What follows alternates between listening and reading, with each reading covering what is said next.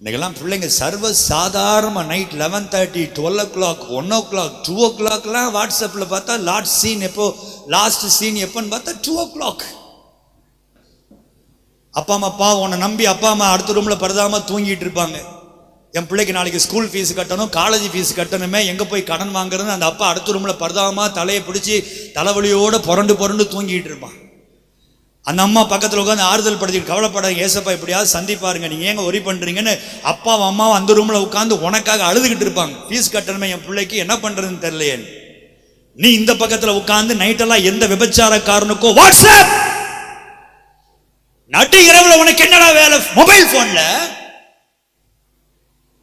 Night 11:30 இருந்து விடியற்காலை 3 மணி வரைக்கும் அந்தகாரத்தின் நேரம், பிசாசின் நேரம், மந்திரவாதிகள் செயல்படுகிற நேரம், பிள்ளை சூனியங்கள் செயல்படுகிற நேரம், அசுத்தாவிகள் கிரியை செய்கிற நேரம்.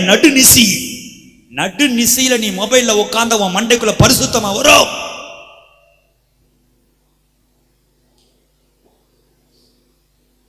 உன்னை நீ தான் காப்பாற்றணும்.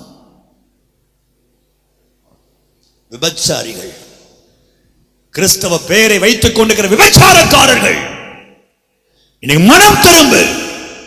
உனக்குள்ள ஒரு அறிவு இருக்கட்டும். இந்த குப்பைகளை எல்லாம் கிளறி பார்க்கும்படி அழைக்கப்பட்ட பன்றி அல்ல நான். என் ஆண்டவர் ஒரு உன்னதத்தில் நடக்க வேண்டிய ஆட்டுக்குட்டி என்கிற அறிவு உனக்கு